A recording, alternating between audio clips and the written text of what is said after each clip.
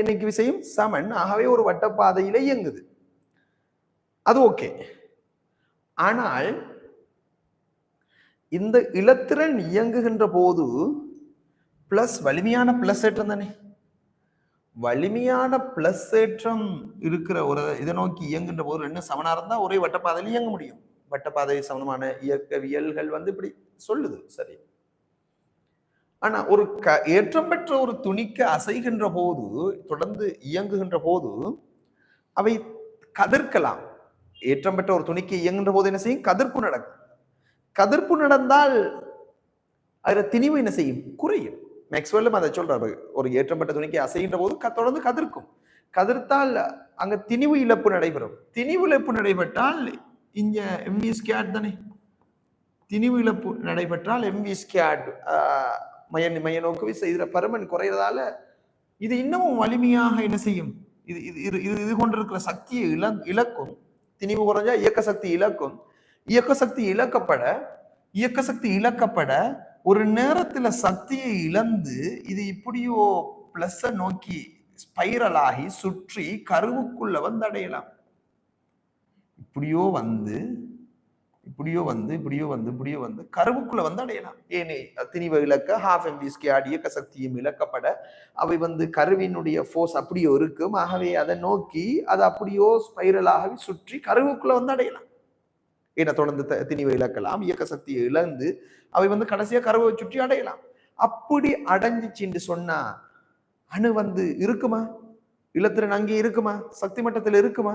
இருக்க முடியாது. அப்ப ஏன் அப்படி அடையல? ஏன் அப்படி கருவை நோக்கி இலத்திரன் சேராம ஒரே சக்தி மட்டத்திலேயே எப்படி இயங்குது? எப்படி அப்படி இயங்குவதால்தான் அணு உறுதியா இருக்கு. இல்லாட்டி இலத்திரனே ஒண்ணு இருக்காதே, கருவிலே வந்திருக்கு. சோ கருவை அடையாம இலத்திரன் எப்படி தொடர்ந்து சுத்தி கொண்டே இருக்கு. இப்ப கோள்கள் சூரியனை சுற்றுவதை போல இல்லை. இது ஏற்றப்பட்ட துணிக்கை. சோ ஏற்றப்பட்ட துணிக்கைகள் இயங்கும் போது கதிர்ப்பலாம், திணிவு மாற்றம் ஏற்படலாம், இயக்க சக்தி இழப்பு ஏற்படலாம். அவ கருவுக்குள்ள அடையணும். இங்க கோள்கள்ல இருப்பது ஈர்ப்பு விசை. அது Gm11/r². அது ஈர்ப்பு விசை.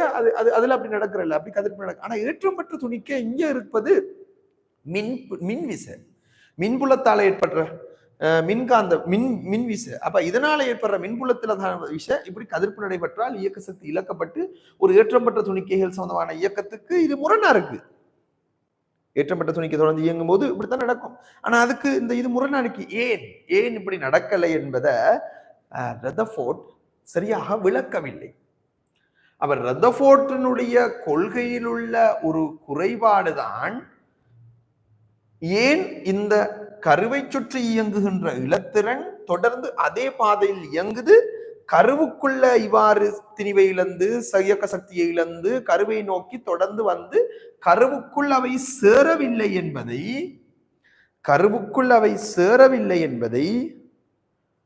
ரதர்ஃபோர்ட் விளக்கவில்லை. இதனால் தான் ரதர்ஃபோர்ட் மாதிரியில் உள்ள ஒரு பாரிய குறைபாடாக இந்த குறைபாடு கருதப்படுது. சோ இதனாலதான் ரதர்ஃபோர்ட்டின் இது சரியில்லை என்று சொல்லிட்டு தான் நீல்போர் என்பவர் இவர மாதிரியில் உள்ள குறைபாடை விளக்குவதற்காக அவர் ஒரு நீல்போரின் மாதிரி அவர் உருவாக்குறார். பல குறைபாடுகள் இதுல இருந்தாலும் இதுல ஒண்ணு உதாரணமா சக்தி மட்டத்தை பத்தி சொல்லல. ஐதரசன் நிறமாலைய ரதர்ஃபோர்ட் விளங்கப்படுத்தல. அணு தொடராயனாக்க சக்தி தரவு ஏன் தொடராயனாக்க சக்தி தொடர்ந்து கூடுது, சில நேரத்துல திடீர்னு கூடுது. இதை பத்தி அவர் உபசக்தி மட்டம், பிரதான சக்தி மட்டத்தை பத்தி கதைக்கணும், சக்தி மட்டத்தை பத்தி கதைக்கல. அதனால ரதர்ஃபோர்ட்டால வேற விடயங்களை முன்மொழிய முடியல. ரதர்ஃபோர்ட் செஞ்ச மிகப்பெரிய பங்களிப்பு கரு பற்றிய ஒரு ஆய்வை விஞ்ஞான உலகத்துக்கு கொடுத்தது. இதனால கரு பற்றி நல்ல தெளிவான விளக்கங்கள் பின்பைய நாட்கள்ல வந்தது. ஆகவேதான் ஒரு பாரிய ஒரு உண்மைக்கு நெருக்கமான ஒரு கருத்தை அணுவை பற்றி கொடுத்ததுல, அணுவின் மாதிரியை பற்றி கொடுத்ததுல ரதர்ஃபோர்ட்டின் பங்களிப்பும் பெரிய ஒரு மகத்தானது. ஆனாலும் இன்னமும் பல குறைபாடு இருக்கு. மிக முக்கியமான குறைபாடு இது. அடுத்த குறைபாடுகள் நாம என்ன சொன்னோம்? ஐதரசன் நிறமாலையை பத்தி அவர் சொல்லல.